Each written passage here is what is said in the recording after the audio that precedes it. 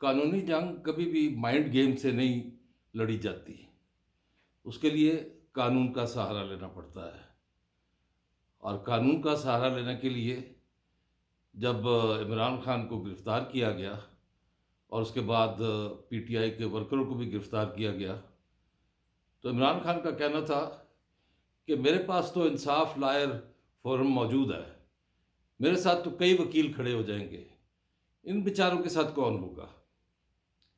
غلام گردش میں طاہر پرواز آپ کی خدمت میں حاضر ہے۔ سب سے پہلے وہ گزارش کروں گا جو سب سے آخر میں کی تھی کل۔ آپ نے شکریہ ادا کرنا ہے آپ کا میں نے، کیونکہ آپ نے سبسکرائب بھی کیا ہے۔ جنہوں نے نہیں کیا وہ سبسکرائب کریں اور بیل آئیکن دبا دیں۔ اس کے بعد دوبارہ سبسکرائب کرنے کی اور بیل آئیکن دبانے کی ضرورت نہیں۔ سب سننے کے بعد اپنی رائے دیجیے گا اور یہ بھی بتائیے گا کہ یہ اگر پسند آیا آپ کو لائک کریں اور دوستوں کو شیئر کریں۔ تو بات ہو رہی تھی کہ یہ سارا معاملہ چلا کہاں سے۔ میں اتنا قانونی ماہر تو نہیں ہوں، لیکن یادداشت کے سہارے پر کچھ بات کروں گا۔ جب یہ سزا کا اعلان ہوا تو اس کے بعد مجھے مختلف لوگوں سے بازاروں میں اپنے دوستوں کے پاس بیٹھنے سے اور کئی اور جگہوں پر اور ٹیلی فونوں پر بھی رابطہ ہوا، اور جو میں نے مجموعی طور پر دیکھا، خاص طور پہ وہ دیکھیں، ہر پارٹی کا کارکن جو ہے وہ اپنے لیڈر سے پیار کرتا ہے، کوئی بھی پارٹی ہو۔ اسی طرح پی ٹی آئی کے کارکن بھی اپنے لیڈر سے پیار کرتے ہیں اور فکر مند ہوتے ہیں ان کے بارے میں، ہونا بھی چاہیے، کیونکہ ایک لیڈر کا انتخاب کرنا ان کا جمہوری حق ہے۔ انہوں نے اس کو پسند کیا اپنے لیڈر کو، اب ظاہر ہے اس پر اگر کوئی ابتلا آئے گی، کوئی مصیبت آئے گی تو کارکن پریشان ہوگا۔ کچھ ایسی صورتحال آج دیکھنے میں ملی۔ میں نے کوشش کی کہ ان دوستوں سے ملوں جن کا تعلق پی ٹی آئی سے ہے۔ بہت سے لوگ پریشان تھے، یہ 10 سال قید با مشقت، اس میں کون سی مشقت لیں گے، اس میں کیا کریں گے، 10 سال ہی ہوگا۔ تو مجھے حقیقت ہے ان کی فکر مندی دیکھ کر میں نے ان سے یوں تھوڑا سا وضاحت کی۔ میں نے کہا میں نے تو سنا ہے کہ یہ 10 سال دن رات ملا کر 5 سال بنتے ہیں، سنا ہے۔ میں نے آپ سے پہلے معذرت کر لی کہ قانون کے حوالے سے مجھے اتنی تفصیلات نہیں پتہ۔ تو پھر اس کے بعد میں نے ان کا مزید حوصلہ بڑھانے کے لیے میں نے انہیں کہا کہ اگر تاحیات نااہلی والے 10 سال کی سزا کا قید و مشقت والے اگر نواز شریف واپس آ سکتے ہیں تو عمران خان بھی واپس آ سکتے ہیں۔ تو یوں میرا آج وہ دن گزرا، لیکن اس میں تسلی بہرحال آپ کو دینی چاہیے اپنے دوستوں کو۔ ہمارے ساتھ اسی ملک کے رہنے والے ہیں، اسی شہر کے رہنے والے ہیں، ہم کوئی ایک دوسرے سے الگ نہیں ہیں۔ یہ بس نشان بن گیا کہ ایک کو کوئی پروگرام پسند ہے، ایک کو کوئی پروگرام پسند ہے، وہ اس کے ساتھ ہے۔ تو آپس میں اسی طرح پیار محبت سے رہیں اور دیکھیں جس پر بھی ابتلا آتی ہے اس کی حوصلہ افزائی ضرور کریں، اظہار ہمدردی کر سکیں تو وہ بھی کریں، لیکن بحث میں نہ الجھیں، یہ میری گزارش ہوگی۔ تو میں تو آپ سے چند اپنی یادداشت کے حوالے سے باتیں کرنے کے لیے بیٹھا ہوں۔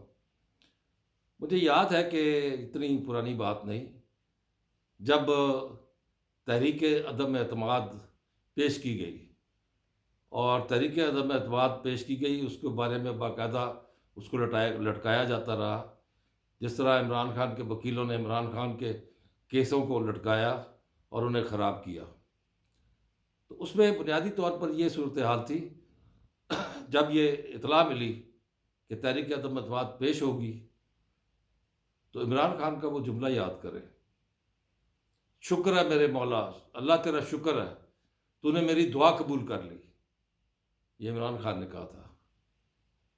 اب یہ ان سے میں نپٹوں گا، اب یہ آ گئے میرے قابو میں، اور میں مائنڈ گیم کا ماہر ہوں، مجھ سے اچھا مائنڈ گیم والا کوئی نہیں۔ یہ جملے اگر آپ کو یاد ہیں تو اب آگے بات کرتے ہیں۔ اب جب اس میں اللہ سے دعا مانگ کر آپ نے تحریک عدم اعتماد مانگی تھی، تو اس کو پیش ہونے سے کیوں روکتے رہے، کیوں اس کو لٹکاتے رہے؟ اور بالآخر آپ نے جب یہ تحریک عدم بات پوری ہو گئی اور آپ کو گھر بھیج دیا گیا، تو اگلے دن کسی نے پوچھا کہ آپ کے کیا تاثرات ہیں؟ تو عمران خان نے کہا میں اور بشرا بیگم ہم دونوں نے رات کو فلمیں دیکھیں اور ہم بڑے سکون سے سوئے۔ یہ اصل کہانی تو اتنی سی تھی، لیکن پھر اس کے بعد کہانی پلٹتی ہے، کہانی پلٹتی ہے اور شدت آ جاتی ہے سائفر کیس میں۔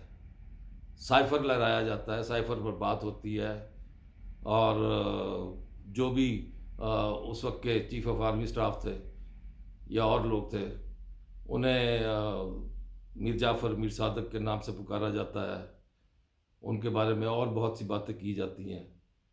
یہ سلسلہ پھر چلنا شروع ہو گیا اور پھر یہاں تک پہنچا کہ یہ امریکہ سے مل کر ہماری حکومت جو ہے نا وہ گرائی گئی ہے، ہم کوئی غلام ہے۔ تو یہ ساری چیزیں آپ نے سنی، آپ کے سامنے کی بات ہے۔ بات صرف اتنی سی تھی، سیاست دان جب سیاست کرتے ہیں تو کل جو M Q M P T I کے ساتھ تھی وہ پھر پی ڈی ایم کے ساتھ شامل ہو گئی۔ اب الیکشن ہونے والے ہیں، 8 دن پہلے، آج سے ٹھیک 8 دن بعد الیکشن ہے، اگر کوئی بڑی افتاد نہ پڑے۔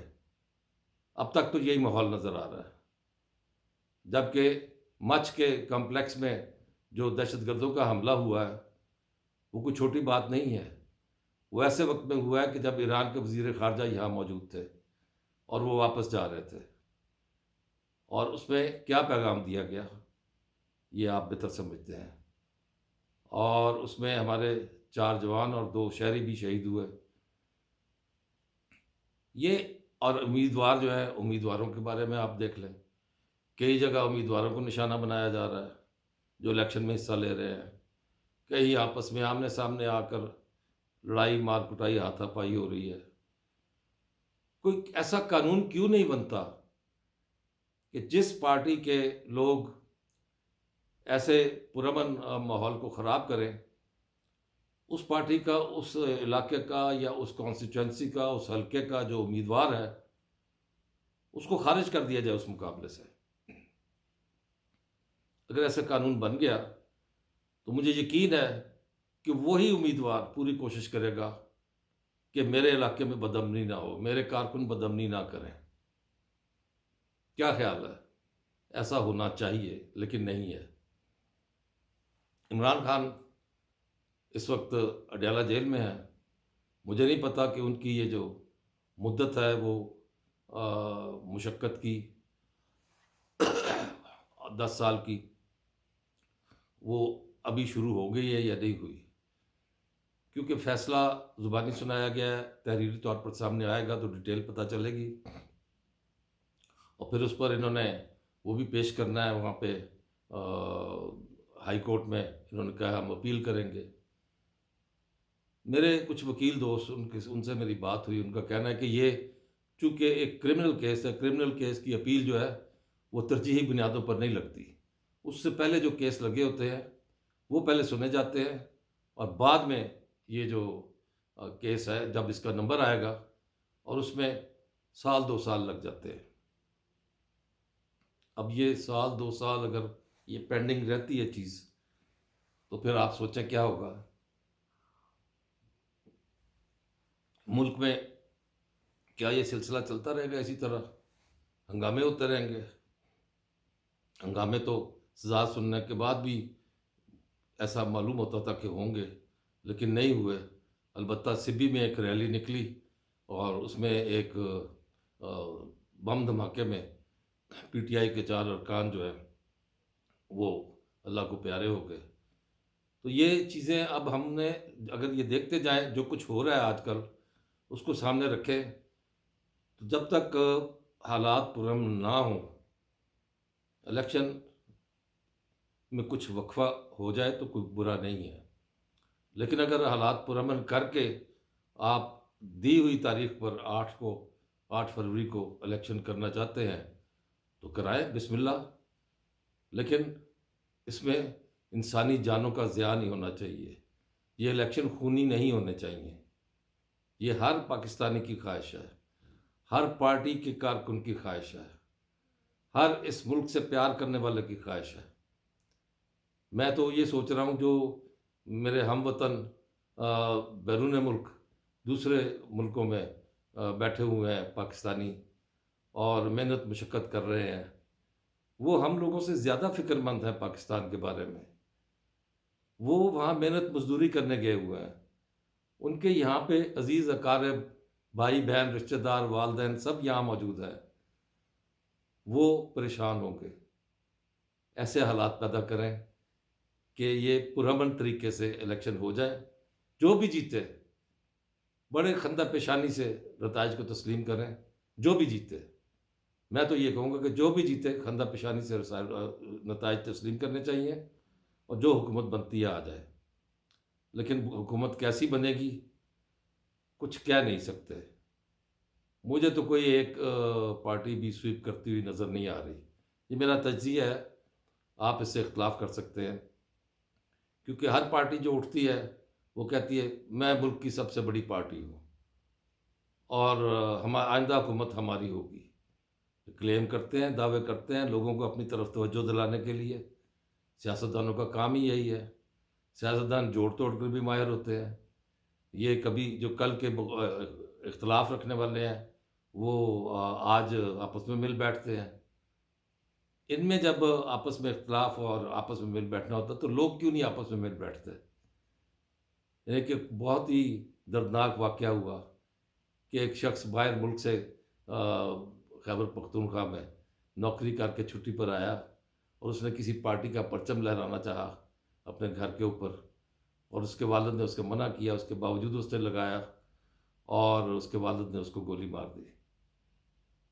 کیا یہ برداشت، عدم برداشت کیا ہمارے لیے مناسب ہے؟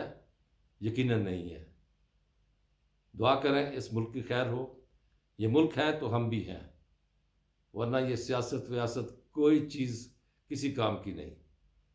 ہمیں آپس میں پیار محبت سے رہنا چاہیے، گھروں میں بھی، محلوں میں بھی، شہروں میں بھی، اور پورے ملک میں جہاں جہاں ہیں ہمیں آپس میں اکٹھے ہو کر رہنا چاہیے۔ اور جہاں تک سزا کا تعلق ہے عمران خان کی، ایک تو آپ کو پتہ ہے کہ توشہ خانہ کیس میں 3 سال کی جو قید تھی وہ معطل ہوئی ہے، اس میں ضمانت ہے، اور یہ 12 سال کی 10 سال کی جو قید ہے، اس میں تو سنا جا رہا تھا خدا نہ خواستہ سزائے موت، اور سزائے موت جو ہے وہ کیپٹل پنشمنٹ ہے، اور کس کیس میں؟ غداری، ملکی سلامتی سے کھیلنے۔